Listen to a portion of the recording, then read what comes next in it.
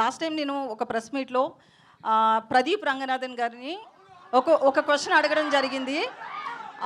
హీరోగా ఆయన చాలా కష్టపడి వచ్చాడని ఆ కష్టాన్ని చెప్పాలి అనుకున్నాను, కానీ ఆయన్ని డీగ్రేడ్ చేయాలి అనుకోలేదు.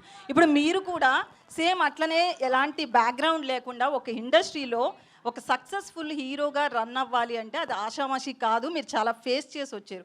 ఏం చెప్తారు దాని గురించి ఒక హీరోగా? నన్ను అడగండి అమ్మా, పర్లేదు. కానీ పక్క స్టేట్ నుంచి ఒక హీరో వచ్చినప్పుడు అలా కించపరిచే క్వశ్చన్లు అడగడం మంచిది కాదని నా ఫీలింగ్. తప్పుగా కాదు. నన్ను అడిగితే మీరు కానీ నేను కానీ మనం అవుటమ్మా. మీరు నన్ను ఒక మాట అన్నా పడతాను, నాకు ఏదైనా ఒక మాట చెప్పినా పడతాను. పక్క స్టేట్ నుంచి ఒక హీరో మన దగ్గరకు వచ్చినప్పుడు మీ లుక్స్ ఇలా ఉన్నాయి ఏంటి అని చెప్పి అలా కించపరచడం అయితే నాకే చాలా బాధగా అనిపించింది. విన్నారా కిరణ్ గారు? మీరు క్వశ్చన్ చాలా మంది కట్ చేసి పెడుతున్నారు, అది విన్నారా పూర్తిగా? చాలా మంది జర్నలిస్టులు కూడా ఒక పిఆర్ కంటెంట్ని యాడ్ చేయడం కోసము జర్నలిస్టులతో ఎంకరేజ్ చేసి ఏదో చేస్తున్నారు. ఓకే, అదంతా వేరే విషయం. అసలు క్వశ్చన్ పూర్తిగా విన్నారా? కట్ చేసిన క్వశ్చన్ విన్నారా? మీరు అన్నదమ్మా ఇప్పుడు లేదు, నేను పూర్తిగా విన్నానమ్మా.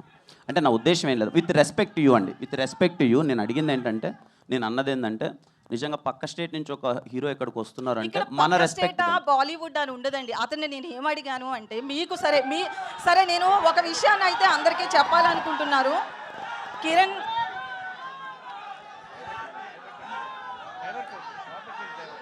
ఒక్క నిమిషం, సారీ అండి, మీరు అడగండి ప్లీజ్, మీరు అడగండి. నేను ఒక హీరో కష్టపడిన దాన్ని చెప్పించాలి అనుకున్నాను, కానీ ఆయన నేను తక్కువ చేయాలనే ఉద్దేశం నాకు లేదు.